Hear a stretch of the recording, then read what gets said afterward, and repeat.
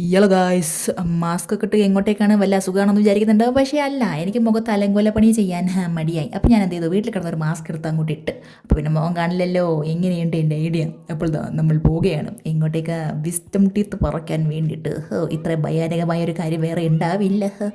അപ്പോൾ മെഡിഡൻറ്റ് ക്ലിനിക്കിലേക്കാണ് നമ്മൾ പോകുന്നത്. കക്കോടിയുള്ളതാണ്. അപ്പം അവിടെ എത്തിക്കഴിഞ്ഞിട്ട് നിങ്ങൾ വിചാരിക്കുന്നുണ്ടാവും എനിക്കാണെന്ന്.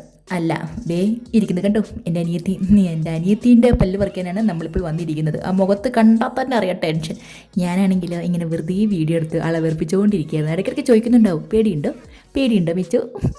ഒരു രസം. ഒരു മൂത്ത കുട്ടി എന്ന നിലയ്ക്ക് അതെൻ്റെ ഒരു അവകാശമാണെന്നറിയാലോ പേടിപ്പിക്കുക അനിയത്തിമാരെ. അപ്പം നമ്മളിങ്ങനെ വെയിറ്റ് ചെയ്ത് നിൽക്കുന്നത്, കാരണം ഡോക്ടർ ഒരു മീറ്റിങ്ങിലായിരുന്നു കേട്ടോ. പിന്നെ എഴുതി വെച്ചിട്ടുണ്ടായിരുന്നു ഒരാൾക്കേ കയറാൻ പറ്റുള്ളൂ എന്ന്. പക്ഷേ ഞങ്ങളുടെ കസിൻ തന്നെയാണ്. അപ്പോൾ ആ ഒരു പ്രിവിലേജ് വെച്ചിട്ട് അങ്ങോട്ട് വലിഞ്ഞ് കയറി.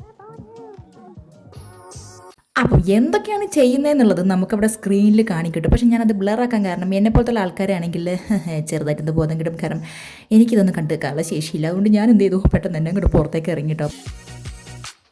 അപ്പോൾ ഇന്ന് മെയിൻ പരിപാടിക്കൊന്നുമില്ല. പല്ലൊക്കെ ക്ലീൻ ചെയ്തിട്ട് ഒരാളിപ്പം ഇറങ്ങിയിരിക്കുകയാണ്. അപ്പോൾ ഇനി മെയിൻ പരിപാടി എന്ന് പറയുന്നത് ഒരു 2-3 ദിവസം കൂടി കഴിഞ്ഞിട്ടായിരിക്കും കേട്ടോ.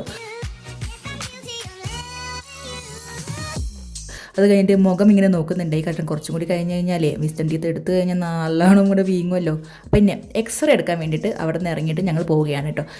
ഇവർ എക്സ്റേക്ക് കയറിയപ്പം ഞാനും അമ്മ എന്ത് ചെയ്തു, ഒന്ന് ഭക്ഷണം കഴിച്ചിട്ട് വരാമെന്ന് പറഞ്ഞിട്ട് അങ്ങോട്ട് ഇറങ്ങി. അങ്ങനെ ചുട്ടുപൊള്ളുന്ന വെയിലത്ത് നടക്കുകയാണ്. എങ്ങനെയോ ഒരു ഭാഗ്യത്തിന് ഒരു കട അങ്ങോട്ട് കിട്ടി. ഞങ്ങളുടെ തീറ്റ അങ്ങോട്ട് തുടങ്ങി. അതിന് പിന്നെ ഒരു കുറവില്ലല്ലോ, എന്ത് കിട്ടിയാലും വലിച്ച് വാരി അങ്ങോട്ട് കഴിക്കില്ലേ. അങ്ങനെ കഴിച്ചുകൊണ്ടിരിക്കുമ്പോഴാണ് എന്തേ ഫയർ ഇതങ്ങോട്ട് കയ്യിൽ കിട്ടിയത് കേട്ടോ. എന്നാൽ പിന്നെ ഇതും കൂടി ഒന്ന് നോക്കിയേക്കാം എന്ന് പറഞ്ഞിട്ട് അതിൻ്റെ മുകളിലായി കളി. പക്ഷേ എത്ര നോക്കിയിട്ടും എനിക്കങ്ങോട്ട് പൊളിച്ചെടുക്കാൻ പറ്റുന്നില്ല. അവസാനം കടക്കാരൻ തന്നെ കൊടുത്തു, ചേട്ടാ ഒന്ന് മുറിച്ച് തരുമോ എന്ന്. അങ്ങേര് വളരെ ഈസി ആയിട്ട് തന്നെ അങ്ങോട്ട് പറിച്ചെടുത്ത് തന്നു. പിന്നെ ഇതിൻ്റെ ഒരു കൊറിയൻ ചിപ്സ് നിങ്ങൾ കണ്ടിട്ടുണ്ടോ? അത് ഭയങ്കര എരിവ് കേട്ടോ. അപ്പം ഞാൻ നോക്കുന്നത് ഈ ഫയറും നല്ല എരിവാണോ എന്ന് നോക്കിക്കൊണ്ടിരിക്കുകയായിരുന്നു. പക്ഷേ അത്രയ്ക്കങ്ങോട്ട് എനിക്ക് എരിവ് തോന്നിയില്ല. മറ്റേ കൊറിയൻ ചിപ്സ് ഇല്ലേ, ഇതിൻ്റെ സെയിം സാധനം തന്നെ, അതാണ് കേട്ടോ കുറച്ചും കൂടി സ്പൈസി ആയിട്ടുള്ളത്. ഇതൊക്കെ എന്ത് കുട്ടിക്കളി. പിന്നെ ഇത് കുടിക്കുന്നത് അത് എരിഞ്ഞിട്ടാണെന്ന് ആദ്യം വിചാരിക്കരുത് കേട്ടോ. ദാഹത്തിന് വേണ്ടി കുടിച്ചതാണ്. അപ്പോഴേക്ക് ആൾക്കാരെ കൂടെ എത്തി. പിന്നെ ഓൾക്കൊന്നും കഴിക്കാൻ പറ്റുന്നുണ്ടായിരുന്നില്ല. ഞാനാണെങ്കിൽ അവളുടെ മുന്നിൽ വെച്ചിട്ട് തന്നെ പിന്നെയും കഴിക്കൽ തുടങ്ങി. എല്ലാം കഴിഞ്ഞിട്ട് ഞങ്ങൾ ഫോക്കസിലേക്ക് പോവുകയാണ്. അച്ഛനും അമ്മയും വേറെ പണിക്ക് പോയി. ഞങ്ങൾ എന്ത് ചെയ്തു, ഞങ്ങൾ ഫോക്കസിലേക്ക് അങ്ങോട്ട് കയറി. അപ്പോൾ ക്രിസ്മസ് ടൈം ആയിരുന്നു. അപ്പം അവിടെ നിന്നൊക്കെ എന്തായാലും കുറേ വീഡിയോ ഒക്കെ എടുക്കാതെ പിന്നെ എങ്ങനെയാണ് പോവല്ലേ, സ്റ്റാറിൻ്റെയും സാന്റാക്ലോസിൻ്റെയും ഒക്കെ. അപ്പം മെയിനായിട്ട് ഞങ്ങൾക്ക് ഹൈപ്പർ മാർക്കറ്റിലെ കുറച്ച് സാധനങ്ങൾ വാങ്ങണമായിരുന്നു. പ്രലോഭിപ്പിക്കുന്ന കുറേ സാധനങ്ങൾ ഉണ്ടായിരുന്നു. പക്ഷേ സാരമില്ല, വാങ്ങിച്ചില്ല. ഇഷ്ടംപോലെ സാധനങ്ങൾ ഞങ്ങൾ വാങ്ങിച്ചിട്ടുണ്ട്. വേറെ കുറേ കാര്യങ്ങൾ എന്തിനാന്ന് പോലും ഞങ്ങൾക്ക് അറിയില്ല. പക്ഷെ കണ്ടു കഴിഞ്ഞാൽ എന്ത് ചെയ്യാനാ, ഞങ്ങൾ വാങ്ങിച്ച് കൂട്ടല്ലേ. അങ്ങനെ കുറേ പൈസയും ചിലവാക്കി ഞങ്ങൾ പോകുന്നു. പല്ലടപ്പ് ചടങ്ങൊക്കെ കഴിഞ്ഞ് ഒരാൾ എത്തിയിരിക്കുകയാണ് കേട്ടോ. മറ്റേ അനസ്തേഷ്യ ഒന്നും ഉണ്ടായിരുന്നില്ല. മോളത്തെ പല്ലെടുക്കാനോ? ഇങ്ങോട്ട് നോക്കട്ടെ. അങ്ങനെ അധികം അങ്ങനെ പ്രശ്നമൊന്നുമില്ല അല്ലേ? ഇപ്പൊ അനസ്തേഷ്യന്റെ എഫക്റ്റ് ആണോ?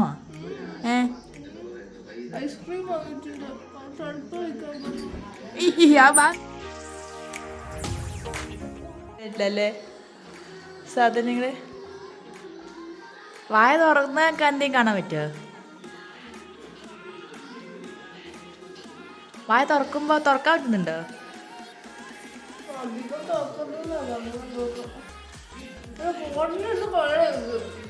കോട്ടൻ കളയണ്ടേ? പിന്നെ ഫുഡൊന്നും കഴിക്കാൻ പറ്റില്ലല്ലോ. അപ്പോൾ പൊടിയേരി കഞ്ഞിയൊക്കെ വാങ്ങിച്ചു വെച്ചിട്ടുണ്ട് കേട്ടോ. അതിൻ്റെ ഇടയിൽ ഒരാൾ വന്നിരിക്കുകയാണ് ചേച്ചീനെ കാണാൻ വേണ്ടിയിട്ട്. എന്ത് പറ്റി ചേച്ചി എന്ന് പറഞ്ഞിട്ട്. ഇവിടെ അമ്മയ്ക്ക് പ്രാണവേന, മകൾക്ക് വിഘ്നവേന എന്ന് പറയില്ലേ, അതുപോലെ കേട്ടോ എനിക്ക് അമ്മ എന്തൊക്കെയോ സാധനങ്ങൾ കൊണ്ടുവന്നിട്ടുണ്ടായിരുന്നു. അതൊക്കെ ഇനി ഇതിൻ്റെ മുന്നിലിരുന്ന് കഴിക്കാനുണ്ട്. നീജയായ ചേച്ചി ഓഫ് കോഴ്സ്.